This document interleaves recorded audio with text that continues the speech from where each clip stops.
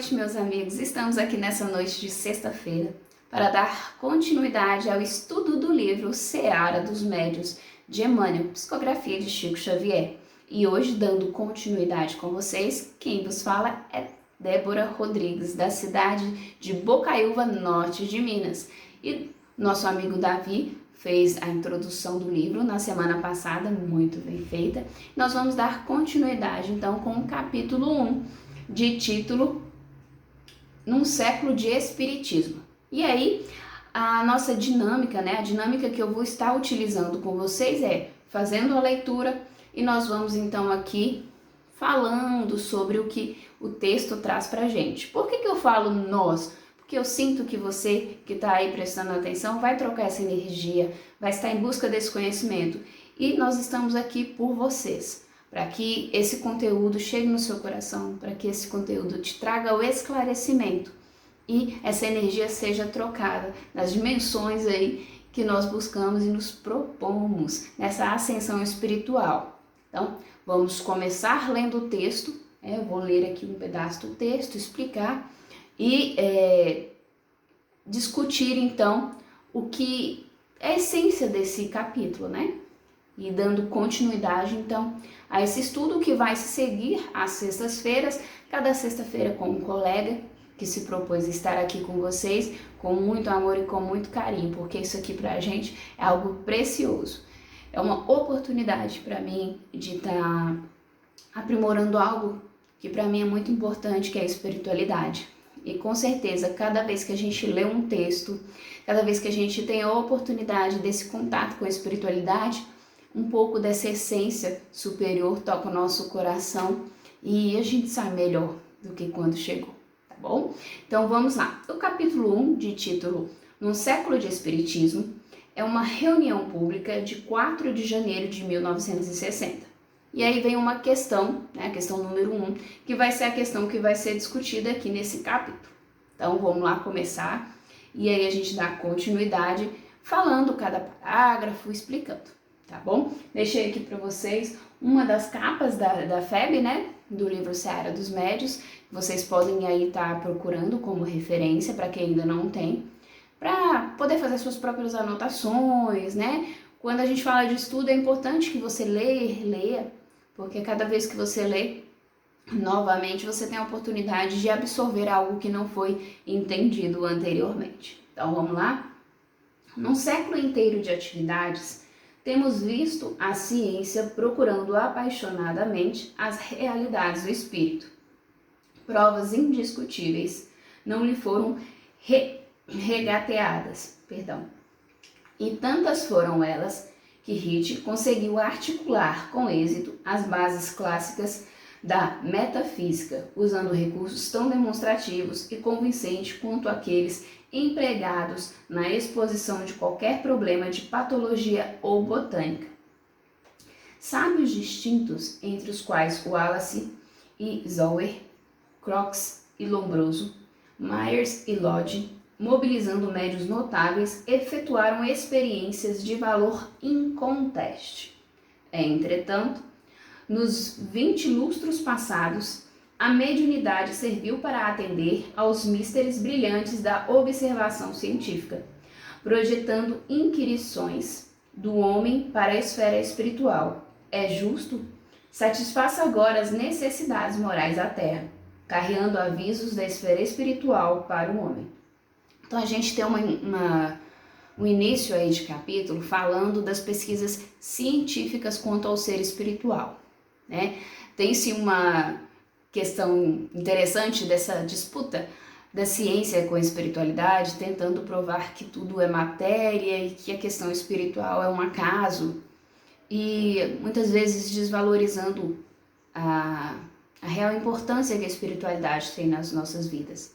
Então, a gente sabe que tudo que nós vemos, tocamos e entendemos, sentimos, parte de um ponto espiritual, para que chegue no ponto físico. E é verdade que o nosso campo físico ele está bem atrasado ao que se conhece, do espiritual. Imagina o que não se conhece ainda. A evolução que nós não podemos acessar por conta de uma incompatibilidade de padrões, cada um está aí no estágio da evolução, então tem coisas ainda que são incompreensíveis para a gente, talvez até esteja aqui, mas nós não conseguimos por uma ignorância, e a gente fala de ignorância na ausência do saber, tocar e entender essa inteligência espiritual, essa essência espiritual. Então, você vem aí trazendo grandes cientistas, né, grandes estudiosos, que vem tentando desvendar uma parte espiritual e sempre pautando ela numa questão física, explorando a espiritualidade por um campo físico, tentando dissociar as questões que, na verdade, elas se acumulam, se assimilam, né? Quando você estuda o livro Consolador de Emmanuel, você entende que a espiritualidade, que a ciência, elas não estão distantes. Na verdade, elas se auxiliam num processo de evolução, né? O ser que descobre, o descobridor, seja ele científico, historiador, então ele tem ali uma inspiração espiritual. Então ele é intuído pela espiritualidade. Aquilo que nós descobrimos, na verdade, já existia. Então, a espiritualidade nos permite um acesso àquele conhecimento, para que aquele conhecimento, então, passe a refletir na vida de outras pessoas, tendo, então, um significado. Então, o livro Seara dos Médiuns, que vai explorar diversos aspectos da mediunidade, né? Formas e como lidar, como as coisas aconteceram, ele vem trazendo, então, nesse primeiro capítulo, uma questão mais histórica da situação. Como que se deu as primeiras curiosidades, né, as necessidades, ainda que não tão dignas, vamos dizer assim, no sentido de buscar mesmo a espiritualidade em si, mas sim de provar algo físico, como se deu então essas primeiras pesquisas. E traz esses grandes nomes como pessoas que, de certa forma, exploraram e buscaram entender um pouco da espiritualidade. Seria interessante aqui acrescentar outros estudiosos que acaba que não estão aqui com o nome, mas que a gente sabe que explorou essa espiritualidade de um âmbito um pouco diferente, como Isaac Newton, Albert Einstein, cada um assim dentro de uma perspectiva muito pessoal, exploraram essa questão da mediunidade. Então aí você pega em estudos mais recentes, por exemplo, uma associação, nós temos uma glândula chamada glândula pineal, que fica atrás aqui, que foi, dentre uns estudos que foram feitos, é uma glândula que em médios ativos, né, que exercem esta mediunidade, ela é um pouquinho aumentada, porque ela está ligada a uma questão espiritual, do campo espiritual. Ela é uma demonstração física de um campo espiritual, ligado a uma conexão superior. E aí você vai ver diversos estudos no âmbito da mediunidade, da espiritualidade, tentando explicar, tentando dar lógica àquilo que a gente ainda não acessa, aquilo que a gente ainda não compreende. E se por um lado é frustrante ver grandes estudiosos, pesquisadores tentando talvez desmerecer, né, a espiritualidade em si, comprovando algo de forma física, eu entendo como algo grandioso no seguinte aspecto: todos eles chegam no mesmo ponto. Vai ter sempre algo que não se pode explicar, porque é algo superior, algo divino. Não porque o Criador, não porque a espiritualidade não queira que nós tenhamos acesso às verdades espirituais, mas porque nós não temos uma capacidade cognitiva, né, uma inteligência espiritual para estar absorvendo como as coisas de fato são. E aí a gente capta de acordo com a nossa possibilidade de conhecimento. A própria mediunidade em si, né? Quando você pega os estudos bíblicos, por exemplo, você vê uma mediunidade mais aflorada, por exemplo, no Velho Testamento. E aí isso vai se relativizando com o tempo e retorna num grande potencial na época de Kardec, que codifica ali a questão do espiritismo, né? Traz ali uma forma de estudo, uma sistemática de estudo. Mas por quê? Porque as pessoas não estavam sabendo utilizar aquilo que lhe era possível. Então, vai-se perdendo um contato por uma falta de saber lidar com isso. Então não quer dizer que a espiritualidade retirou, é porque a gente não compreendia. E aí isso retorna aos poucos de acordo com a necessidade do momento. Porque para a espiritualidade tudo tem uma lógica. E quando a gente fala de uma coisa tão séria como a mediunidade, embora sejamos todos médiums, uns ativos, outros não, a gente fala de um contato entre a nossa essência, entre o espiritual, o perpétuo, e algo que é transitório. Então a gente está ali médium do latim, meio, intermediando essas camadas espirituais. Então, talvez esse acesso ao conhecimento que você ainda não tem hoje é porque ele não vai te trazer o benefício que você espera, ou talvez ele vai satisfazer tão somente a sua curiosidade. E tudo na espiritualidade tem um propósito, né? A mediunidade ela tem um propósito. O trabalho espiritual ele tem um propósito. Então a espiritualidade ela utiliza, né, desse conhecimento dado a nós para auxiliar outros irmãos e não simplesmente para satisfazer a nossa curiosidade e a nossa vontade de viver algumas experiências. Então, dando continuidade, a gente vai entrar aqui numa outra parte do texto. Se o primeiro século da doutrina espírita viu realizações admiráveis, desde os cálculos profundos da física nuclear aos rudimentos da astronáutica, surpreendeu igualmente calamidades terríveis como sejam as guerras de conquista e rapinagem, nos quais os campos de prisioneiros foram teatros para os mais hediondos espetáculos de bárbara e degradação, em nome do direito. A técnica na destruição de cidades em massa, as inquisições políticas, a feição das antigas inquisições religiosas, amordaçando a liberdade de consciência, a proliferação das indústrias do aborto, às vezes com o amparo de autoridades respeitáveis, a onda crescente dos suicídios, o delírio dos entorpecentes, o abuso da hipnose, o lenocínio transformado em costume elegante da vida moderna, o aumento dos chamados crimes perfeitos, com manifesta perversão da inteligência e a percentagem assustadora das moléstias mentais, com alicerces na obsessão. Então, aí isso volta um pouquinho na questão do que foi falado anteriormente.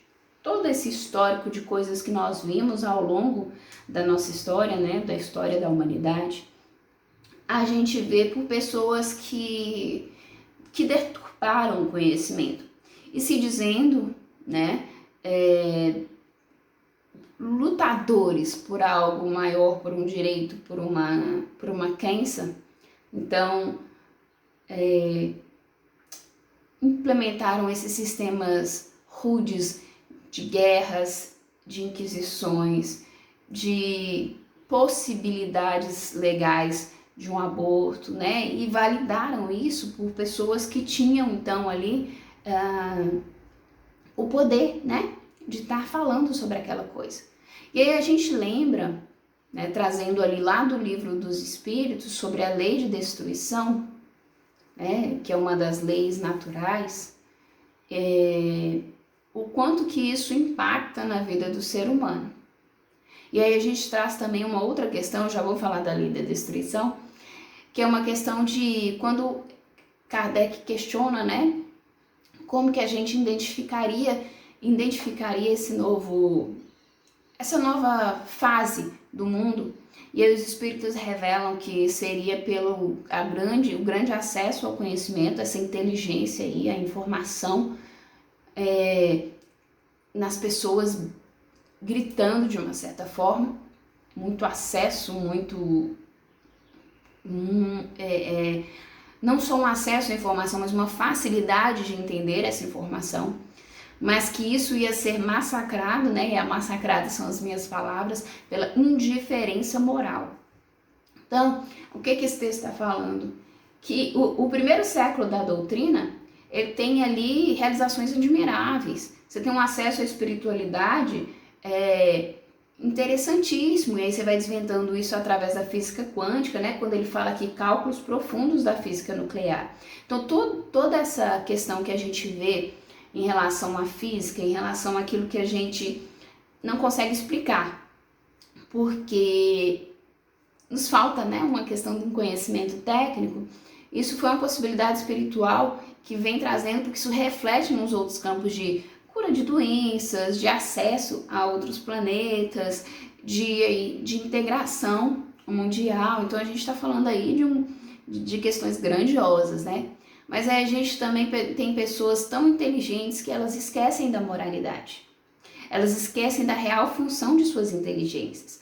Quando a espiritualidade nos proporciona um conhecimento, então ela está dando a nós uma arma, né, para que nós utilizamos isso em favor do outro, em favor da nossa ascensão espiritual e em favor do outro. Mas o homem ainda perdido na sua vaidade, perdido na sua indiferença moral, nos seus vícios, no seu padrão energético ainda materialista, né? E a gente fala do material não só relativo a dinheiro, do apego material ao social, do apego material a um nome que se acha que se tem e que é importante. Ele deixa então de utilizar esse conhecimento para o bem e brinca, né, de ser Deus e de fazer as suas próprias leis. E aí todo esse empenho da espiritualidade ao longo dos tempos sempre se deu de frente com essa indiferença. E a gente sabe, quando a gente estuda sobre espiritualidade, que da mesma forma que existem espíritos grandiosos, nossos amigos benfeitores, que estão em luta do bem, né, de auxiliar, de resgatar, de curar espiritualmente, de trazer uma evolução coletiva, nós temos espíritos ainda que não se conformaram com as suas situações, com as suas próprias escolhas, e lutam contra esse progresso, lutam contra essa evolução dos outros seres e da própria atmosfera. Atmosfera no sentido de lembrar que nós é que formamos essa atmosfera pelos nossos pensamentos, sentimentos e a energia que compomos. Então, o mundo só muda quando as pessoas mudam, mas isso transforma uma atmosfera, né? E essa atmosfera que nós vivemos, ela é fruto das nossas escolhas e das nossas atitudes. Então, da mesma forma que eu tenho ali espíritos benfeitores que trazem esse contato espiritual, que trazem essa possibilidade de acesso, essa possibilidade de conhecimento, nós temos espíritos que pegam esse mesmo conhecimento e te intuem, te induzem, né? E aí, a usar isso com vaidade e desviar a real função espiritual desse conhecimento. Então, esse capítulo, ele traz ali essa dualidade, né, desse acesso e dessa evolução aí do conhecimento, né? Lembrando que o capítulo 1, essa reunião pública, ela vem muito nessa questão histórica, eu já até falei isso. Então, no decorrer dos capítulos que vão ter a seguir, a gente vai explorar mais esse campo da mediunidade. O porquê de ser médium, porquê ter acesso à espiritualidade como se tem, porquê a psicofonia, porquê a doutrina, porquê a clarividência, a audiovidência, a psicografia. Então, cada uma dessas mediunidades, né, cada uma dessas situações, e a mediunidade também ela é só uma questão ali acessória, porque na verdade, mais importante do que ser um médium ativo é você servir a espiritualidade com aquilo que você tem, independente disso ser uma mediunidade, tá? A mediunidade é só uma forma de trabalhar para a espiritualidade. A gente fala de uma essência, né? Uma essência do bem. Talvez, e aí eu posso falar por mim, né? Apesar de médium ativa, eu não tenho a mediunidade de clarividência, de audiovidência, da psicografia, mas eu busco dentro dos conhecimentos que eu vou adquirindo ao longo do tempo, dar uma palavra amiga, ser uma presença que pode auxiliar para que o dia de alguém seja melhor. E isso não envolve necessariamente você receber uma mensagem, você fazer uma doutrina ou uma cura espiritual, numa acepção magnética falando. E quando a gente fala de mediunidade, a real mediunidade, o serviço espiritual, a gente está falando disso. E Emmanuel, não só nessa obra, Seara dos Médiuns, ele tem obras assim maravilhosas nesse campo, ele traz sempre essa necessidade de iluminação interior. Inclusive no livro O Consolador, ele tem tem capítulos somente nesse sentido, dessa busca do conhecimento mediúnico e espiritual, no sentido de se iluminar primeiro, para que essa luz então possa refletir ao outro. Através da busca do conhecimento, através de você vencer os seus próprios vícios, a sua indisciplina mental, a sua indisciplina moral, porque nós somos seres que nos habituamos tanto a coisas boas, tanto a coisas não tão legais. Então, por que Emmanuel trava sempre nessa questão da disciplina? Porque nós construímos hábitos do pensamento, hábitos na forma de alimentar, hábitos na forma do nosso dia a dia, a hora que a gente acorda, como a gente trabalha. Então, o campo mediúnico, o campo espiritual, ele também é formado por um hábito. Às vezes a gente fala assim, olha, eu não vou fazer uma prece hoje porque eu não tô bem, e aí eu acho que se eu fizer essa prece vai ser mecânica, ela não vai ser do coração. Mas quando você se predispõe a fazer isso, chega um momento que isso é algo seu, é parte da sua essência. Então, talvez no primeiro dia foi mecânico, eu não tenho o hábito de fazer prece, aí eu comecei a me habituar a fazer prece, e aí no segundo dia já foi um pouquinho menor, e lá pelo 15º dia, quando a gente fala de hábito, normalmente são 15 dias, isso vai também alternar de hábito para hábito, a gente já está fazendo a prece porque a gente sente a necessidade de conexão com a espiritualidade, porque o que vale é a nossa intenção. Então a nossa intenção real foi de se conectar à espiritualidade. Talvez lá naquele primeiro dia foi bem mecânico, porque a gente ficou escolhendo as palavras, a gente ficou escolhendo a conjugação verbal, a coisa assim bonitinha para se falar. Mas aí chega no 15º dia, você já está abrindo seu coração para Deus, para a espiritualidade. E criando uma real conexão, porque você se habituou naquele momento a fazer isso. A ser, então, para o seu espírito, esse radar, né? Esse ser aí que se alimenta de algo superior. Isso vai refletir em outros campos da nossa vida. Mas aí, dando continuidade aqui ao texto, e eu não estou fugindo do que está falando, porque na verdade são assuntos bem conexos, e eu não esqueci da lei da destruição que eu falei lá atrás. Nós vamos voltar ao texto e vamos entender esse final aqui sobre esse contexto histórico. E sobre a lei de destruição, só antes da gente voltar, da mesma forma que os espíritos inferiores que lutam contra o progresso da humanidade se utilizam desse acesso ao conhecimento para atrasar então essa evolução, a espiritualidade superior se utiliza dessas perversidades, vamos dizer assim, para trazer evolução também para o campo físico. Então, por exemplo, quando a gente fala de guerra, e aí eu vou trazer um contexto muito físico, mas isso reflete em outros âmbitos, a gente teve o surgimento da internet através de momentos de guerra. A gente teve uma conexão, um acesso à informação além da internet, mais aprimorado por esses momentos de guerra. A gente teve o Alan Turing, que é conhecido como o pai da computação, né, que desenvolveu uma máquina que decodificava enigmas. Então, a gente teve esse progresso através do momento de guerra, que hoje nos serve para estar aqui, né, falando com vocês, levando essa palavra, levando esse estudo. Então, a espiritualidade, ela utiliza de tudo para que isso traga um benefício aos nossos irmãos, a nós mesmos, né? Nada acontece sem que haja um real propósito espiritual. Mas aí é que tá. Lembra lá no Evangelho, quando fala que do escândalo, né? Da necessidade do escândalo, mas ai daquele que seja aquele que proporcionou isso, mas que tudo tem um porquê, tudo tem uma evolução.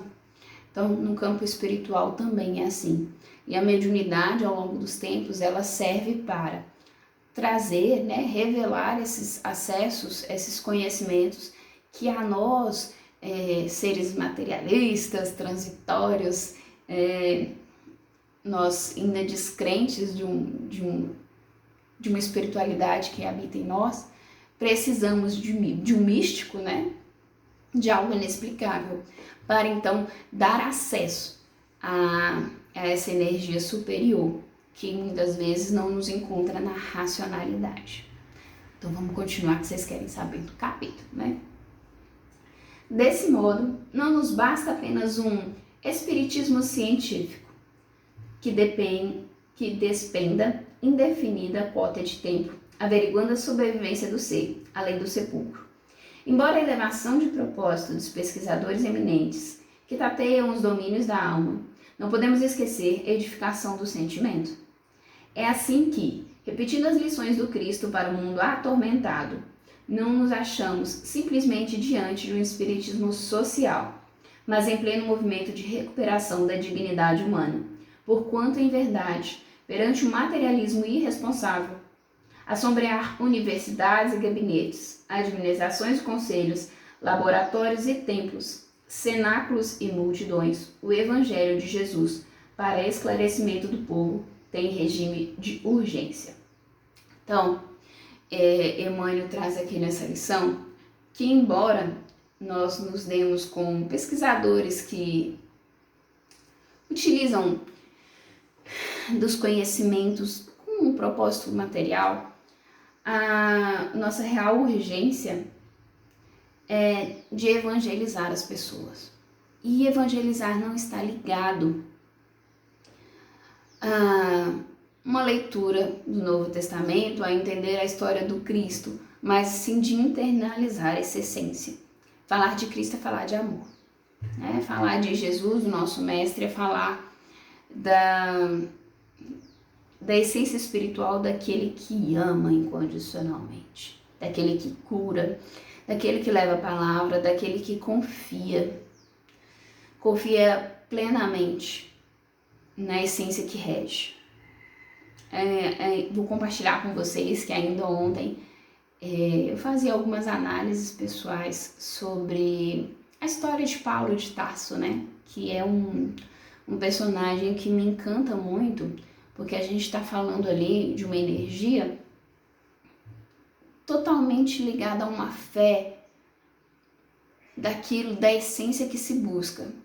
Antes da conversão a Paulo, Saulo perseguiu os cristãos por um único propósito: não, dentro da cabeça dele, não destruir aquilo que ele aprendeu a vida inteira, que é a espera de um ser, né, de um Salvador, que viria então e no entendimento dele, reorganizaria aquelas coisas que estavam ali então fora do lugar, né? Aquele poder confuso, as pessoas sem busca de uma essência maior. E aí quando ele se depara com Jesus na estrada de Damasco, né, quando ele passa por aquela experiência, ele tem aquele insight: desculpa, gente, olha, eu estava perseguindo o que eu estava procurando. E aí ele então se converte a Paulo. E, em vez de se perder na zona de culpa, numa autopiedade, ele só vira a chave e fala: então agora eu faço diferente. E aí é interessante para mim, porque quando a gente fala dos apóstolos, né, a gente fala de pessoas que tiveram um contato direto com Jesus, que participaram das curas, que participaram dos ensinamentos, que estavam ali o tempo todo, vendo quem ele era, dentro das suas limitações, é claro, mas participando daquilo. E aí quando a gente fala de Paulo de Tarso, a gente tem alguém que perseguiu toda aquela verdade e se viu errado e se redireciona, e dali para frente, entre Paulo e a sua missão, a gente tem uma coisa incontestável na história de Paulo, que é a fé, a necessidade de evangelizar, a necessidade de levar o amor do Cristo, de falar de cura, de falar de Deus, de trazer Deus ao coração das pessoas. Embora que, né, nós somos essência divina E quando nós voltamos a nós mesmos, a nossa essência espiritual, nós encontramos o Criador. Mas de trazer esse ponto de conexão àquelas pessoas que estavam, então, perdidas, desesperançosas, né? Enfermas da alma. Porque a enfermidade física era pequena, bem perto da enfermidade espiritual. Então, Paulo vem trazer essa cura espiritual, esse senso de fé em que mais que as coisas estejam muito difíceis, tem algo maior por trás disso. E aí eu falo assim, que é a sua preocupação de hoje? Tá, vamos usar um obsessor do mundo atual, o boleto. Que é a sua preocupação por pagamento de um boleto perto do seu aprimoramento espiritual, de você afinar mais a sua conexão espiritual com o seu mentor, por exemplo. De você trazer para o seu espírito esse senso de paz, esse senso de graça que nós procuramos a todo instante com a espiritualidade. Quem viveu uma experiência espiritual de um encontro, de uma palestra, de uma atividade mediúnica, de uma mensagem, de uma oração, aquele sentimento de estado de graça em que, nossa, Deus está comigo, Deus é por mim, é a espiritualidade, que é a porta-voz desse amor de Deus, me mostra isso a cada dia. Então esse sentimento de graça que você tem ali naquele instante é algo que nós buscamos o tempo inteiro viver. E Paulo conseguiu isso pela fé dele. Ele teve pouquíssimos contatos com o Mestre Jesus, mas o suficiente para ele entender a importância da espiritualidade, a importância de Deus na missão dele. Então, mediunidade é importante, entender sobre mediunidade é muito importante, mas viver a mediunidade dentro de um propósito espiritual, com certeza é mais importante. Porque Emmanuel nos ensina que a mediunidade, o trabalho espiritual, é uma forma que nós temos de acelerar a nossa evolução, auxiliando ao próximo. É uma misericórdia divina diante de tantos erros repetidos em outras vidas. E que agora a espiritualidade dá olha, a gente vai ter que acelerar isso de alguma forma. Então você vai trabalhar mediunicamente para resgatar tudo aquilo que ao longo assim da sua jornada você foi deixando. Todos esses desafetos, todas essas dores causadas, então agora são resgatadas através do amor que você doa com seu magnetismo, com sua energia vital. Bom, então falei do primeiro capítulo de uma forma da minha forma de estudo. E aí, nossos amigos, cada um vai ter uma forma de estudar com vocês os capítulos, mas não se prendam ao que foi falado aqui. Leiam o capítulo, estudem por vocês mesmos, façam as anotações, busquem, perguntem, interajam, né? Eu ouvi uma frase hoje de manhã que eu achei muito interessante, que fala o seguinte: quando você estuda alguma coisa e você sai com muita dúvida, é porque você absorveu algo. Quando você estuda algo e sai com muitas certezas, lê de novo, porque você não prestou atenção. O conhecimento ele não tem limite. O conhecimento espiritual, então, com certeza não tem mesmo. Então, fico aqui com minha gratidão por estar aqui com vocês nessa noite, com esse estudo maravilhoso, com um autor que ganha meu coração por todo um histórico de vida, né? Emmanuel é sem dúvida meu mestre espiritual no campo de um ensino, e que eu recomendo a vocês não só o livro Seara dos Médios, mas todo e qualquer livro que Emmanuel aí, através da psicografia de Chico, trouxe uma forma de conhecimento e acesso ao nosso Pai, nosso Criador. Fiquem com Deus e até semana que vem com nossos amigos dando continuidade ao capítulo 2.